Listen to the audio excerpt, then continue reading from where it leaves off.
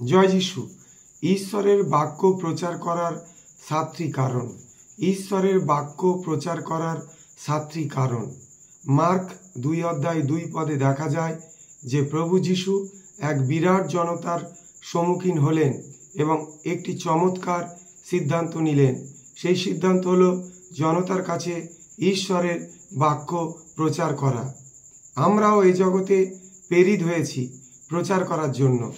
একটি নতুন খ্রিস্ট মণ্ডলীকে প্রচার করা নয়, কিন্তু খ্রিস্টকে প্রচার করার জন্য যেমনটি বাইবেলে তাকে প্রকাশ করা হয়েছে।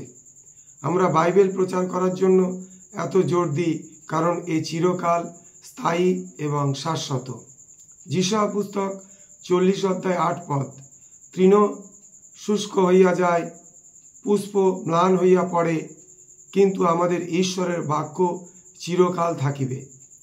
ঈশ্বরের বাক্য প্রচারের মাধ্যমে পাপের চেতনা আসে।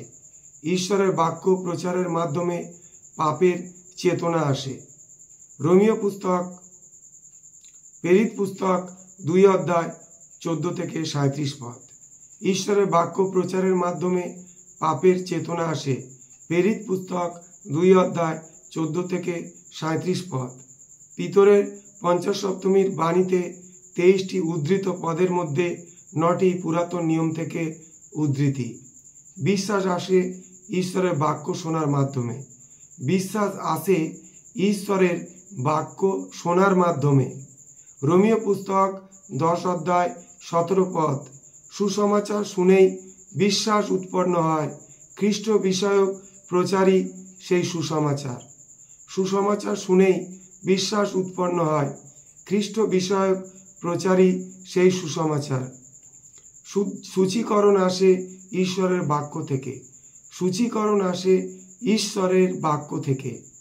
2 করিন্থীয় 7:1 এইসব প্রতিশ্রুতি স্মরণে রেখেই আমরা দেহ ও আত্মায় মালিন্য দূর করে নিজেদের সূচি করে এবং ঈশ্বরকে সম্ভ্রম করে সিদ্ধ পবিত্র জীবনযাপন করার চেষ্টা করি।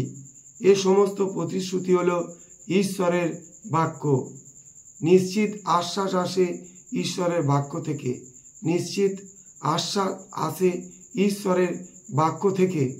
1 জন 5:13 তোমরা যারা ঈশ্বরের পুত্রের নামে বিশ্বাস করেছ, তোমাদের কাছে আমি এসব কথা লিখলাম যেন তোমরা জানতে পারো যে তোমরা অনন্ত জীবনের অধিকারী হয়েছ। সান্ত্বনা অর্থাৎ আশ্বাস আসে ঈশ্বরের বাক্য থেকে। থিসলনিকীয় 4:18 সুতরাং এই কথা বলে তোমরা পরস্পরকে আশ্বাস দাও। সত্য আসে ঈশ্বরের বাক্য থেকে। সত্য আসে ঈশ্বরের বাক্য থেকে। প্রেরিত পুস্তক 17:11 সেখানকার ইহুদিরা থিসলনিকিয়া ইহুদিদের চেয়ে অনেক বেশি ভদ্র উদার ছিল। সেখানকার ইহুদিরা থিসলনিকিয়ার ইহুদিদের চেয়ে অনেক বেশি ভদ্র উদার ছিল। তারা তাদের সমস্ত কথা সাগ্রহে শুনতে লাগলো এবং সেগুলি শাস্ত্রসম্মত কিন্তু জানবার জন্য তারা প্রতিদিন শাস্ত্র অধ্যয়ন করতে লাগলো। নবজন্ম আসে ঈশ্বরের বাক্য থেকে। নবজন্ম আসে ঈশ্বরের বাক্য থেকে। নবজন্ম আসে ঈশ্বরের বাক্য থেকে।